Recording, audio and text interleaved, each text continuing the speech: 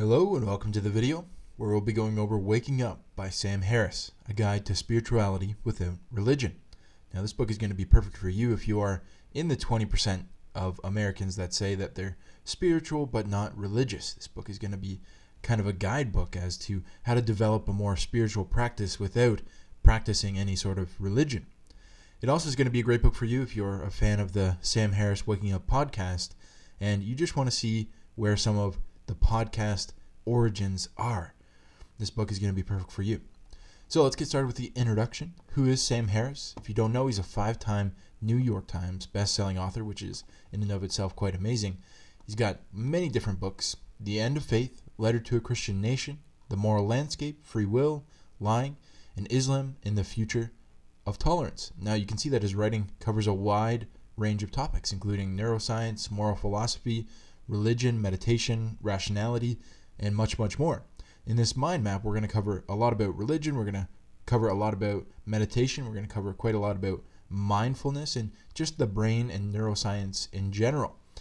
He also hosts the very popular podcast that I alluded to in the beginning, the Waking Up podcast with Sam Harris. I recommend that you go and check that out. He often has some really amazing guests on there, and he himself has some amazing insights into many different topics as well on the podcast. So let's get started with the first quote of the book. I try and pick this quote so that it'll tell you a little bit about what the book's about and what you can expect through the rest of the video.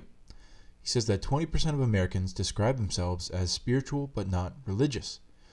And I definitely would put myself in that 20%, even though I'm Canadian, I'm not American, but I would definitely put myself in that 20%. I was raised religious, but then I kind of decided to go down a different path, and it's very interesting to put myself in that category of spiritual but not religious. He continues on, he says, although the claim seems to annoy believers and atheists equally, separating spirituality from religion is a perfectly reasonable thing to do. It is to assert two important truths simultaneously. Our world is dangerously driven by religious doctrines that all educated people should condemn, and yet there is more to understanding the human condition than science and secular culture generally admit. I think that's so true. People don't really realize, if they're really science-based, how much of science can't help us with different parts of the human condition, especially as it relates to consciousness, the mind, and the brain. Continuing on, we say, our purpose of this book is to give both these convictions intellectual and empirical support. This book is by turns a seeker's memoir, an introduction to the brain, a manual contemplative instruction, and a philosophical unraveling of what most people consider to be the center of their inner lives, the feeling of self that we call I. And you can see that Sam has a very, very wide-ranging vocabulary, and like he says, it's kind of a seeker's memoir, right? It's a lot about what he went through when he was trying to find how to be spiritual without religion and etc. And it's an introduction to the brain and a manual for contemplative instruction, right? This is kind of the meditation and mindfulness part of it, and a philosophical unraveling of what most people consider to be the inner of themselves, which is this concept of I. And if you've been into meditation and spirituality for very long, you'll realize that quite often the I that people think that they are is not really who they are. And we'll talk about that a little bit in the mindfulness and meditation points. I have not set out to describe all the traditional approaches to spirituality or to weigh their strengths and weaknesses. Rather, my goal is to pluck the diamond from the dunghill of esoteric religion. He's also quite a bit controversial. There is a diamond there, and I have devoted a fair amount of my life to contemplating it. But getting it in hand requires that we remain true to the deepest principles of scientific skepticism and make no obeisance to tradition. It's a wide-ranging vocabulary that I might not be a part of. So, like I said, the book is kind of controversial. I would say that Sam is all right being controversial. And just from listening to some of his interviews, I don't think that he is looking necessarily to stray away from controversial topics, and I kind of admire that. Sometimes topics this controversial are exactly what we need to be talking about, so I'm glad that someone as intelligent as Sam has taken the time to do so. Let's talk a little bit about why I picked up the book. For the past 12 years, I would say I haven't been really spiritual or religious. I've just kind of been, and I guess that kind of puts me to the default of scientific materialism. That's kind of what the world defaults to nowadays. Before that, I was raised in a Christian church, and I'm sure that shaped a lot of who I am today, and also why I decided not to be either for quite some time. But lately, some of the books that I've been reading and doing mind maps for you guys, and during my meditations, I've been pondering what it meant and if spirituality had something to offer me. Specifically, I read Dr. Joe Dispenza's book, Breaking the Habit of Becoming You, or Being You, and I also read How to Change Your Mind, which is by Michael Pollan about psychedelics. So this mind map only has so much room. The book has a lot more to offer, so I'd recommend that you pick this one up. This is definitely on one of the top book lists that I've read while doing these mind maps. I definitely recommend you pick it up. And with that, let's get into our first point, which is mindfulness, something that we've talked about quite a few times on the channel. The quote from the book goes like this: "There's nothing spooky about mindfulness. It is simply a state of clear, non-judgmental, and undistracted attention to the contents of consciousness, whether pleasant or unpleasant." So you're just kind of paying attention to your thoughts. This is the observer effect, as is related in many different mindfulness and meditation trainings. Cultivating this quality has been shown to reduce pain, anxiety, and depression, improve cognitive function, and even produce changes in gray matter, density in regions of the brain related to learning, memory, emotional regulation, and self-awareness. So mindfulness is obviously very, very beneficial to humans, right? Reducing that pain, anxiety, and depression that so many of us are feeling, and improving our cognitive function in many, many different areas, including memory, emotional regulation, and self-awareness, things that I'm sure we could all use a little bit more of. Mindfulness is a translation of the Pali word sati. The term has several meanings in the Buddhist literature, but for our purposes, the most important is clear awareness. Clear awareness, specifically, I think, of our thoughts is what we're talking about here, and of the thoughts that we're having on a continual basis. So mindfulness is simply just a state of clear awareness of your thoughts, or as Sam would say, the contents of your consciousness, and that's a good term as well. The general way this is described is of being the observer of your thoughts. This is something that Eckhart Tolle talks a lot about, and different meditations that I've done before talk about becoming the observer of your thoughts. And if you're not your thoughts, who are you? And that's one of the questions that we posed in the introduction. Who is the I that you've been kind of identified with your entire life? Not judging them or giving them too much emotion, but instead just watching them, right? When I first started out meditation, this is kind of a funny story, I would constantly judge the thoughts that would come up. I would have a thought and I would say, I need to get rid of that thought. Let's get this out of here. But then what would end up happening is that would loop back, and it would loop back, and it would loop back. And instead, what I found is that if I can be as compassionate towards my logical thinking brain as possible, the more likely I am to be able to clear it out and be able to continually let go of the thoughts that I'm having. So that's just kind of an aside. This is a state that most of us never get into unless we try to get into it, and unless we practice for quite some time. I had been meditating for, 6 months, a year, before I really had that realization that I was constantly trying to push my thoughts away instead of being compassionate to them so that they felt it was okay to kind of clear. Very interesting. After doing a review on Cal Newport's Digital Minimalism, literally this was the next book I did after this book. I think there are very good kind of companion guides, and why this waking up and spirituality and mindfulness is so important nowadays is really kind of laid out in Cal Newport's book. I recommend that you go and pick that up. I notice how little time we are spending alone with our thoughts. That's absolutely true for me, right? Because of technology overwhelm, we often don't even get time alone with our thoughts, let alone bring our awareness to them, right? How much time are you really spending in quiet?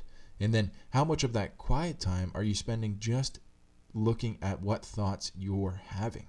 Probably very, very little, unless you're already having a mindfulness and meditation practice.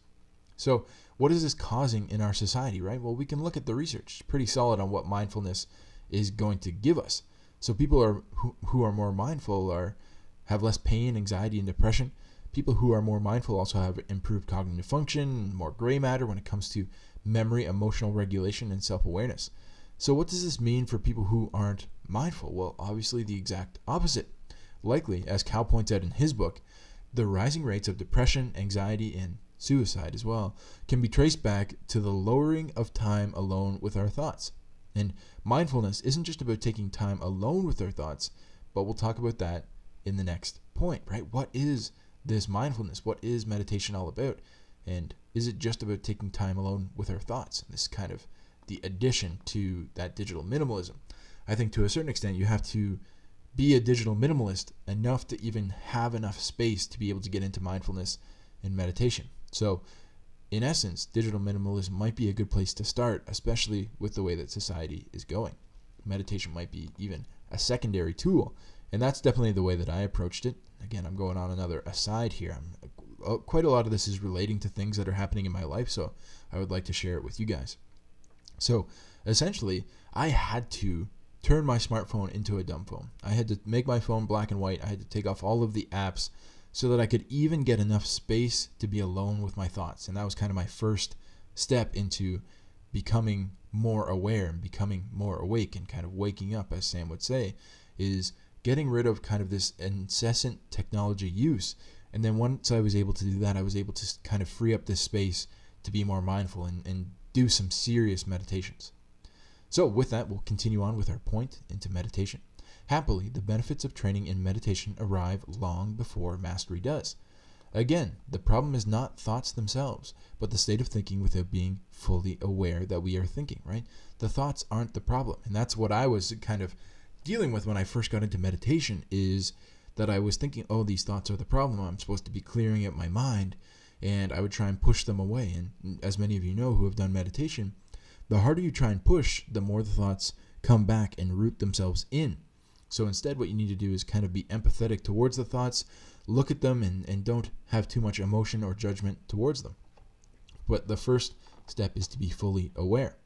As every meditator soon discovers, distraction is the normal condition of our minds. Most of us topple from the wire every second, whether gliding happily into revere or plunging into fear, anger, self-hatred, and other negative states of mind. So it's very interesting. Once you start meditation, you'll notice how quickly your mind can change. Even if you're just sitting in a chair and being quiet, you can go from extremely happy to extremely sad in a matter of a minute. It's very interesting. And Sam likens this to walking on a tightrope, and I think that's absolutely the truth. Meditation is a technique for waking up, right? So the whole book is about waking up, but meditation is really just the technique we're going to use. The goal is to come out of the trance of discursive thinking and to stop reflexively grasping at the pleasant and recoiling from the unpleasant, so that we can enjoy a mind undisturbed by worry, merely open like the sky, and effortlessly aware of the flow of experience in the present. So it's very interesting. He talks about how we kind of are constantly reflexively grasping at the pleasant and recoiling from the unpleasant. And that's because we don't actually know what our thoughts are, what thoughts we're having. And even if we do know, we still think that the thoughts are something that we need to be getting away from, similar to what I thought when I was first starting at my meditation. But when you're meditating, you can be sad, you can be anxious, you can be fearful, and you just have to kind of accept that as a transitory experience where I'm feeling a little fearful today. There might be some reasons, but you know what? I'm just going to feel empathetic towards myself. I'm sorry, logical brain, you're not feeling that good today. Hopefully you feel a little bit better, and let me know if there's anything I can do to help you. You almost sound like a crazy person while you're meditating. So it's just a tool for mindfulness. Meditation is just a tool for mindfulness. Mindfulness is the state that we want to get to throughout our days, and meditation is just kind of a training camp. The way that I look at it is a training camp for mindfulness. So it's the primary tool to cultivate it. There are literally hundreds, if not thousands, of different types of meditation that you can do. As Sam said in the beginning, he's just going to teach us the one. But I recommend some meditations from Dr. Joe Dispenza. He's got some really long, nice, very well thought out meditations on YouTube. Specifically, I like the one Body Parts in Space. That one seemed to be very good in getting me into a deep, almost trance-like state. That was very, very nice when I first tried that one. That was kind of chasing the dragon of that type of meditation ever since. Very interesting. However, most, if not all, are just trying to help you become more aware of your thoughts, or at least see what your thoughts are. Very interesting, right? All forms of meditation are a technique of waking up, as Sam puts it.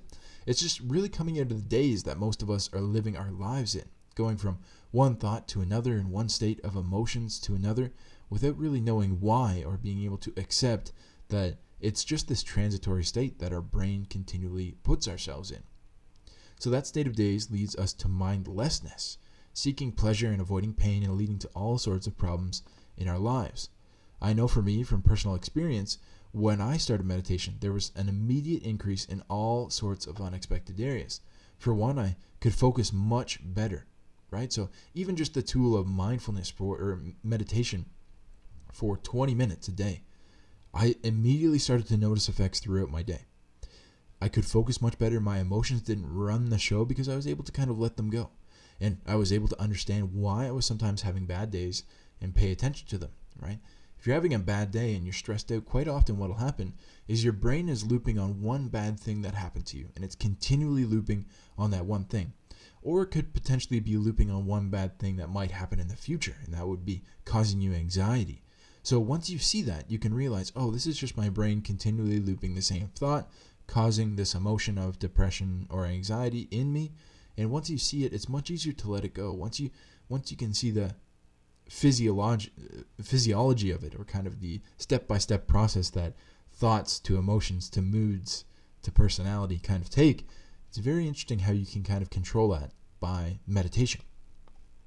So what is your mindfulness practice? This is kind of a question that you can ask. Do you plan on starting one? Have you started one already? Have you tried one of the apps? I recommend that you check out Dr. Joe's meditation on YouTube because they're just free and you're already on YouTube. It's probably easy for you to find. And then I also recommend that you head over to the Mind Map on Atomic Habits. This is by James Clear, so that you can make this meditation practice stick. He's got a step-by-step process to show you exactly how to make things exactly like a meditation practice stick in your mind and make it easier and easier for you to do, because I really think that this is a base habit that everyone should be trying. So the next point that we have here is a healthy mind. And the reason I pulled this quote out because I think this really describes why we're really trying to do meditation. So the traditional goal of meditation is to arrive at a state of well-being that is imperturbable, or if perturbed, easily regained. And that's what I was talking about before. It's not necessarily that you're not going to have quote-unquote bad days, but it will be easier to realize why you're having the bad day.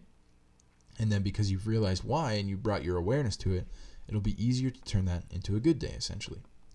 So the French monk Matthew Ricard described such happiness as a deep sense of flourishing that arises from an exceptionally healthy mind, right? So that's what he says meditation is, a deep sense of flourishing. Happiness is a deep sense of flourishing that arises from an exceptionally healthy mind. So the purpose of meditation is to recognize that you already have such a mind. Very interesting. So essentially, that's another tool to help you be more empathetic during your meditations. Knowing that you don't have to push those thoughts away, because really, if you're just empathetic towards those thoughts and you accept them as they are, your mind is already exceptionally healthy. That discovery, in turn, helps you cease doing the things that produce needless confusion and suffering for you and others. Very interesting. Of course, most people never truly master the practice and don't reach a condition of imperturbable happiness. I definitely haven't got there. The near goal, therefore, is to have an increasingly healthy mind. That is to be moving one's mind in the right direction. So the point he's trying to make here is that it's really just a practice. You're not having to actually you don't have to be in complete enlightenment before you can be happy, but you can continually move further towards that goal of happiness and that deep sense of flourishing that arises from that exceptionally healthy mind. So it's essentially just practice. It's fitting that meditation is really often called a practice. Practice of meditation is what people quite often say, because Sam says that very few people really master it, and isn't that just the truth? But good news for us is that it doesn't take mastery to get all the benefits. Instead, it takes deliberate practice that leads to the compounding effect in action. And the compounding effect is something that we talked about a lot on this channel. 2 books that I recommend that you go and look up on that is The Compound Effect by Darren Hardy. I have a mind map on that one. And then The Slight Edge by Jeff Olson. And essentially what's happening is you're getting just 1% better every single day, and eventually you're leading up to some pretty extraordinary results. So in the book it says the purpose of meditation is to realize that you already have such a mind. This point, again, could be easily missed, but for me it's really, really important. The mind is already set up to be imperturbable. After all, some people have achieved it. It means it's possible. If some people have achieved it, that means it's possible. Their minds aren't inherently different than ours. meditation is not the act of building a new healthy mind, but instead the act of regaining the healthy mind that you've had.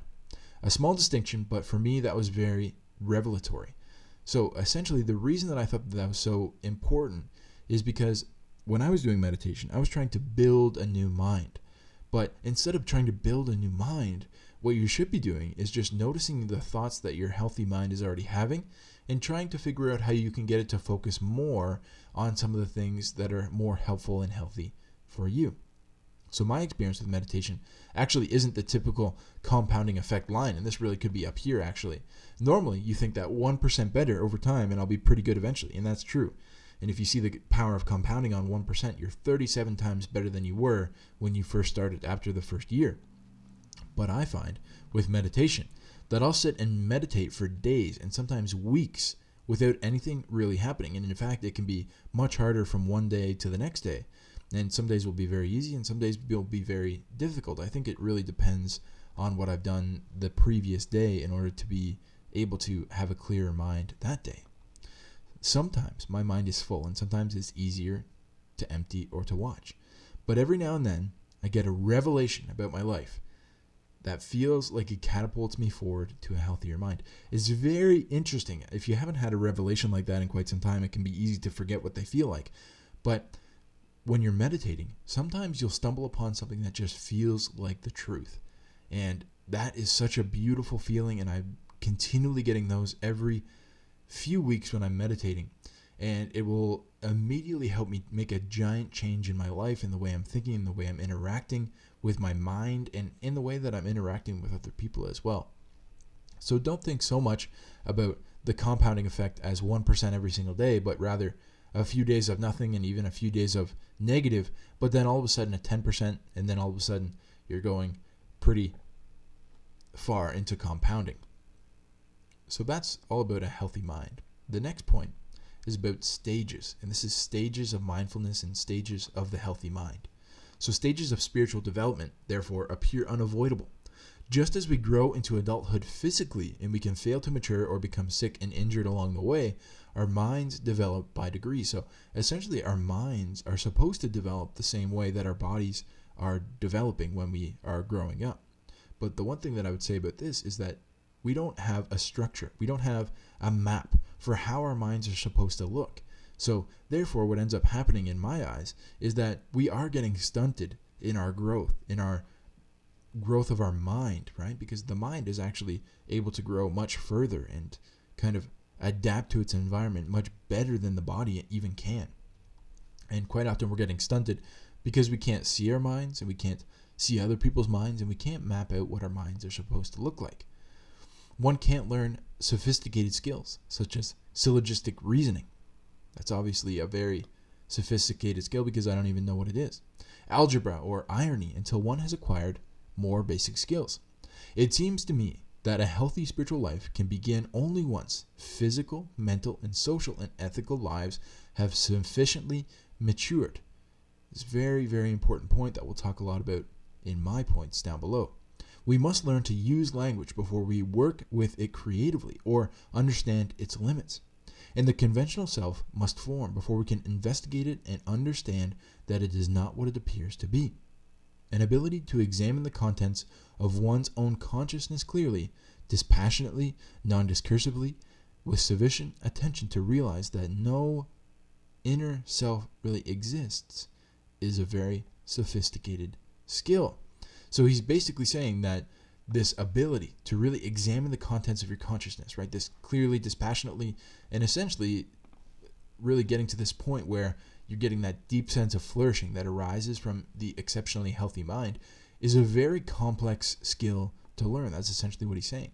And he's saying just like language, you need to understand the base level of language. If you're someone that knows two languages, or maybe you know someone that knows two different languages, you can't do any irony. You can't even really get the jokes that people are saying until you really, really understand the language first. Something that we all take for granted is essentially that we can have irony, we can have sarcasm, and etc.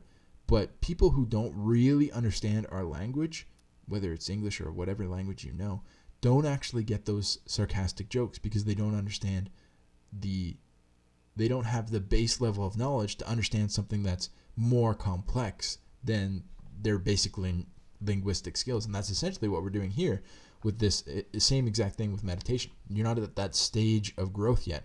And that could be what I was talking about when I was talking about kind of these revelations that you're having during meditation, is you're just getting to another stage of spiritual development. So the spiritual journey must follow a path, but it's not just one step to enlightenment. You're not going to start meditating 10 minutes a day and then all of a sudden get to enlightenment. It's an extremely complex skill that has a lot of moving parts to it. But again, just remember that along the path is better than not starting at all, right? So some people might use this as an excuse as to, enlightenment is so far away. I feel so far away from enlightenment. It's not going to be worth it, or I'm not going to be able to get any of the benefits until I'm enlightened.